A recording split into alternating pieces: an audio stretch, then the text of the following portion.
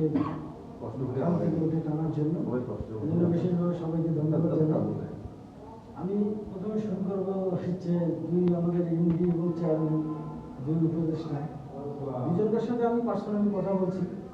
ইনি ইনার অপরাধগুলো ধরা দিচ্ছে এখন, ইনি ইনার অপরাধগুলো ধরা দিচ্ছে। দুইজনে দুইমুখী হিসাব দেয়নি আমার, এ আমার কাছ থেকে মাল দিয়েছে, এ আমাকে হিসাব দেয়নি, এ অনেক টাকা মারি দিয়েছে, এ বলতেছে তুমি অনেক টাকা।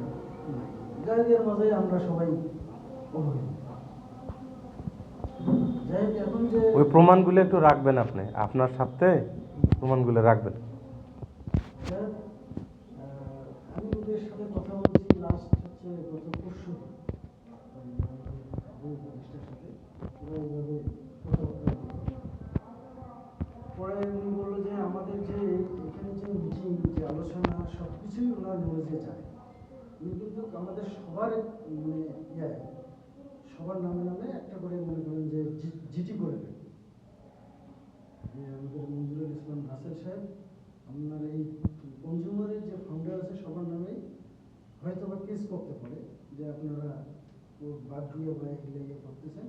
আইনি বিষয়গুলো আমরা যাতে করতে পারি তার বিরুদ্ধে সেই বিষয়টা আর কি নোট করে রাখবেন, যাতে এটা আমরা করতে পারি।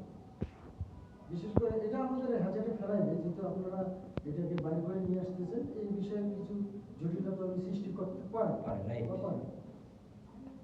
দ্বিতীয়ত হচ্ছে আমাদের যে টাকা পয়সা অনেকেই সবাই আমরা যে ধরা খেয়েছি, এখন নতুন করে যে কমিটি বা ইয়েটা করবেন, আমি বিশেষভাবে অনুরোধ করবো একটা যৌথ অ্যাকাউন্ট থাকবে, যে আমাদের নতুন যে পরিচালনা হবে, যেটা আমাদের এই কোম্পানিতে ছিল না, আগে ছিল না, এখন যেহেতু নতুন করে পরিচালনা হবে, একটা যৌথ অ্যাকাউন্ট হবে এবং এখানে কয়েকটা রেজিস্টার থাকবে, যেটা হচ্ছে একটা ডেইলি এন্ট্রি রেজিস্টার থাকবে, একটা স্টক রেজিস্টার থাকবে এবং একটা ক্যাশ বুক থাকবে, যেখানে 3টা রেজিস্টার 4টা রেজিস্টারে সবকিছু হিসাব আমরা একত্রিত সমানভাবে পাই।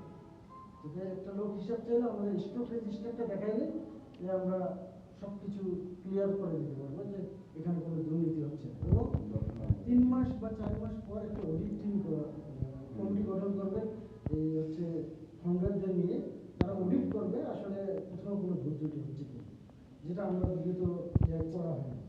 এই জন্য সব মিলিয়ে নতুন করে যেহেতু সৃষ্টি করতেছে, সব কিছু যাতে ভালো হয়, আবার যেটা আমরা প্রতারিত না হয় সেই বিশেষ